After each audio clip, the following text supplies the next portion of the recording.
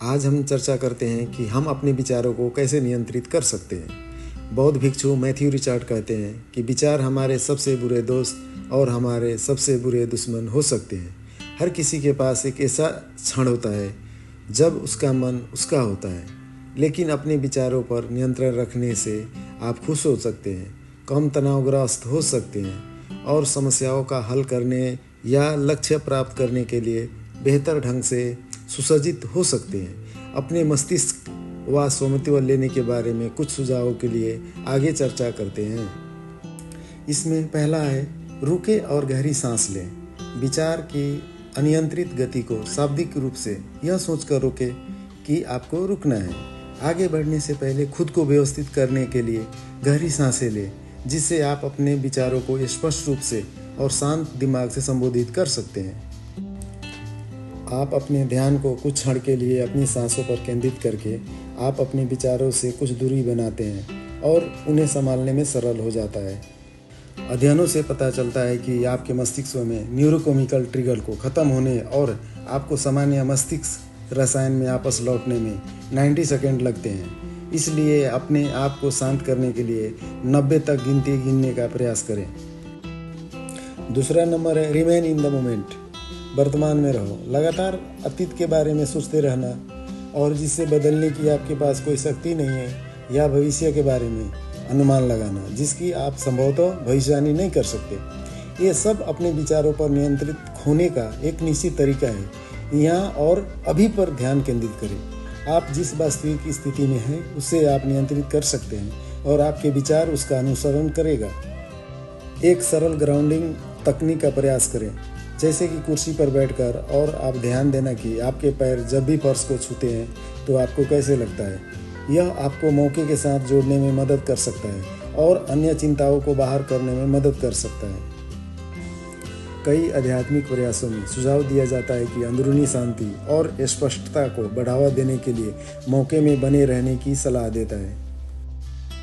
और आप अपने आप से पूछने का एक सरल प्रश्न यह है कि मैं कैसा महसूस करता हूँ, इसे बदलने के लिए मैं अभी क्या कर सकता हूँ। तीसरा नंबर है, बिना किसी निर्णय के अपने विचारों का निरीक्षण करें। रुकने के बाद अपने विचारों का आलोचना किए बिना उन पर वापस लौटें। विचार करें कि आपके मन में ऐसे विचार क्यों आ रहे हैं, किस कारण से आपको ऐसा महसूस हुआ कि आपने अपने मस्तिष्क पर नियंत्रण खो दिया है। अपने विचारों पर विशेष दृष्टिकोण से देखना आपको उन्हें नकारात्मक भावनाओं के बिना समझने में मदद करेगा। और दूसरा उदाहरण, वास्तविक तथ्य ठोस तथ्यों पर टिके रहें। यदि आप किसी झगड़े में हैं तो दोषारोपण न करें। यह अनुमान न लगाएं कि दूसरा पक्ष क्यों क्रोधित है। इस बात पर विचार करें कि कौन सी घटनाएं लड़ाई का कारण बनती है और इसे समाप्त करने के लिए क्या किया जा सकता है और किस चीज़ ने आपको विशेष रूप से परेशान किया है। एक और उदाहरण, मैं सचमुच महिलाओं के साथ बहुत खराब हूँ। इसमें मेरी गलती है कि मेरी कोई गर्लफ्रेंड नहीं है।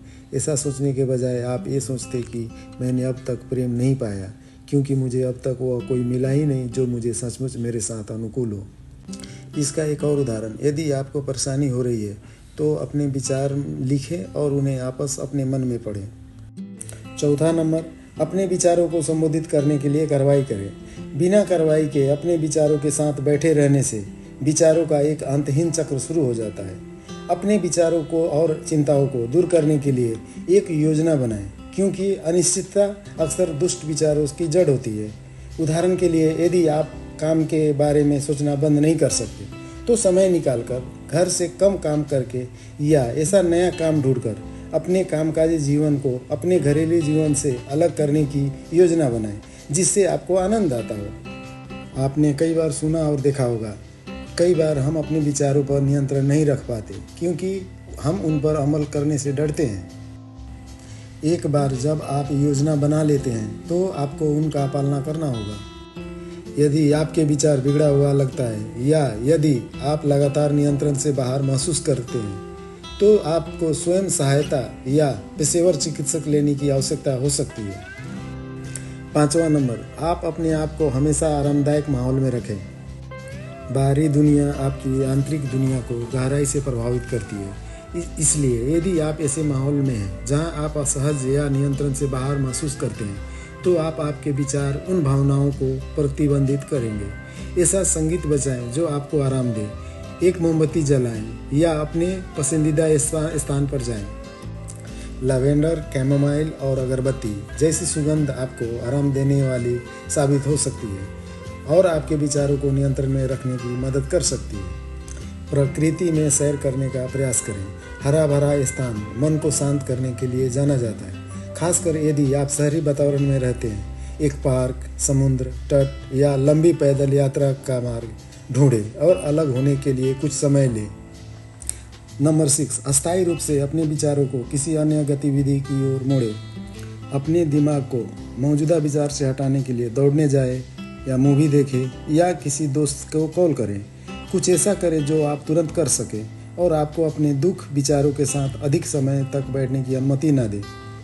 उदाहरण के लिए, यदि आप लाइन में इंतजार कर रहे हैं या ट्रैफिक जाम में नियंत्रण से बाहर महसूस कर रहे हैं, तो आप 100 से लेकर 7 तक उल्टी गिनती करने का प्रयास करके अपना ध्यान भटकाएं। उन गतिविधियों को नोट करें जो आपको आराम देने में मदद करती है और उन्हें अपने साप्ताहिक कार्यक्रम में शामिल करें।